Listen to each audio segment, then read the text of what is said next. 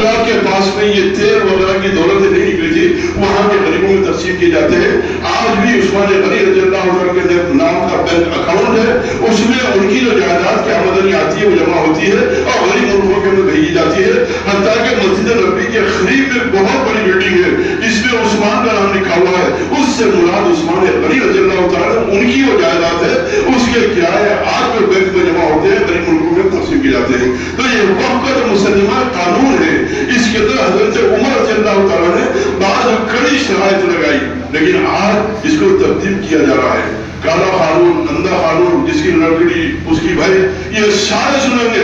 اس سے بڑھ کر یہ ظالمانہ قانون نافذ کرنے کی کوشش کی جا رہی ہے جو بہت زیادہ مسلمانوں کے مفادات میں خطرناک ہے۔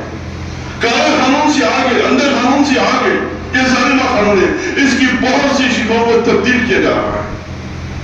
ایک نہیں، سینکڑوں مساجد، ایک درگاہ نہیں، ہزاروں درگاہیں، ایک مسافر خانہ نہیں، سینکڑوں مسافر خانے، اور ہماری ایسی بہت سی وقت کی پراپرٹی متاثر ہو جائے گی اگر یہ قانون لاگو ہو جائے گا۔ اس لیے ہندوستان میں سے سخت مخالفت کی جا رہی ہے کہ نہ ہونا چاہیے۔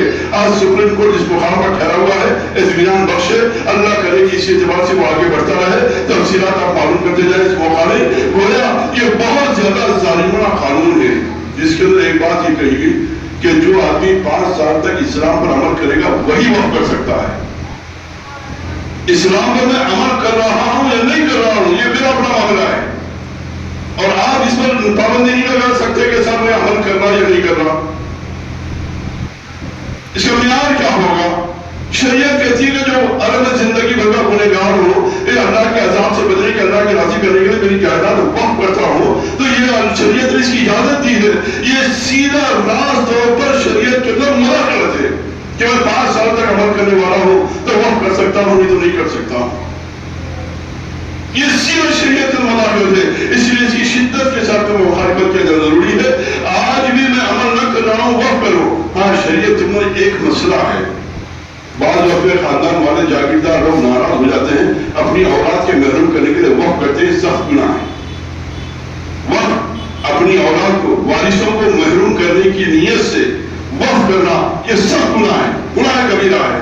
کہ آپ کی بہت زیادہ جائیداد ہے لیکن کہ آپ کی اولاد نافرمان ہے، آپ جب بچے نافرمان ہیں تو آپ کے دل میں یہ داعیہ پیدا ہو جائے کہ لوگ میرے نافرمان ہیں، میری خدمت نہیں کرتے، لہذا ان کو سب محروم کرو۔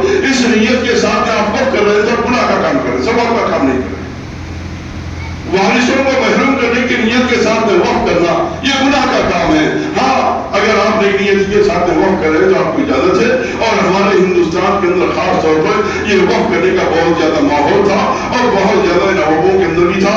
آج بھی مکہ مکرمہ مدینہ منورہ کے اندر ان لوگوں کی وقف کی جائیدادیں وہاں پر ہے اور وہاں بلڈنگیں ہیں جس سے حجاج کرام فائدہ اٹھاتے ہیں، عمرہ کرنے والے فائدہ اٹھاتے ہیں۔ یہ ساری تفصیلات ہیں۔ تو اس قانون کے اندر سخت جو مخالفت والی بات ہے کہ شریعت میں مداخلت اس طرح ہو رہی ہے کہ میں 5 سال تک اسلام پر عمل کروں تو اس کے بعد وقف کر سکتا ہوں، ورنہ نہیں۔ اس سے زیادہ خطرناک بات یہ کہ 50 سال سے ایک مسجد ہے، 500 سال سے ایک درگاہ ہے اور 200 سال سے مسافر خانہ ہے، جب تک آپ اسے سرٹیفکیٹ نہیں بنائیں گے اس وقت تک آپ اس کو وقف نہیں کہہ سکتے۔ جبکہ قانون یہ ہے، اس سے پہلے وہ قانون جو تھا وہ یہ ہے کہ استعمال کے اوپر، یوزر کہتے ہیں اس کو، ایک ورڈ ہے انگلش کا، اس اعتبار سے اگر یہ درگاہ کے طور پر، یہ مسجد کے طور پر، یف کے طور پر، یہ سرائے کے طور پر استعمال ہو رہا ہو تو اس کو اسی انداز سے قبول کیا جائے گا، کسی ڈاکومنٹ وغیرہ کی ضرورت نہیں ہوگی۔ یہ قانون ہے، اس میں تبدیل کی گئی، اس لیے ہر اعتبار سے ہر شیخ میں اس کے اندر بہت زیادہ مخالفت ہے اور بہت سی باری باتیں ہیں۔ یہ صرف چھوٹی موٹی بات نہیں بلکہ پورے وقت کے قانون کو متنازع کرنے والی یہ چیز ہے۔ اس لیے اس کے اندر بہت زیادہ احتیاط کے ساتھ میں شدت اختیار کرتے ہوئے اس کی مخالفت کرنا بہت ضروری ہے۔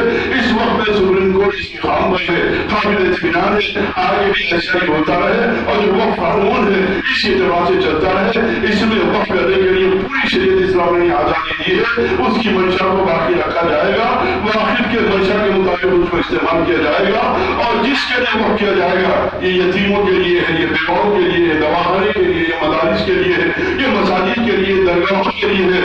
جو شرط واقف کرنے والے لگائی ہے اس کے تحت میں اس کو استعمال کیا جائے گا۔ یہ وقف کا قانون ہے، شریعت کا قانون ہے، مسلم کا قانون ہے، اسی اعتبار سے استعمال کیا جانا چاہیے۔ اور یہ آج کی چیز دیکھیے حضور کے زمانے میں حضور اکرم صلی اللہ علیہ وسلم کے حیات مبارک کے اندر بھی وقف کیا گیا، عثمان غنی بھی وقف کیا، حضرت عمر نے وقف کیا، حضرت عمر رضی اللہ تعالیٰ کے لیے کچھ قانون بنائے ہیں، اس قانون کی یہ وقت کی روایت چل رہی ہے۔ اس لیے میرے دوستو انسان کی زندگی بڑی مختصر ہے، 60-70 سال زندگی ہے، موت پر اس کا اعمال نامہ بند ہو جاتا ہے، لیکن موت کے بعد بھی سوال اس کا جاری رہے۔ اس لیے حضور نے فرمایا 3 چیزیں ایسی ہیں کہ آدمی مر جاتا ہے لیکن ثواب ملتا رہتا ہے۔ ایک صدقہ جاریہ ہے جو وقت کی صورت میں آج بھی جاری و ساری ہے، اس لیے قیامت سے قیامت جاری و ساری رکھنا ہے۔ اور دوسری نیک اولاد ہے جو دعائیں کرے گی تو باپ کو اس کی خبر کرنے اس کا ثواب ملتا رہے گا۔ اور تیسری چیز ہوگی کسی کو دین بنا دیا، علم بنا دیا، حافظ بنا دیا، عالم بنا دیا، اس کا ثواب بھی ملتا رہے گا۔ اللہ کی باتوں کو سمجھنے کے بعد توفیق نصیب فرمائے۔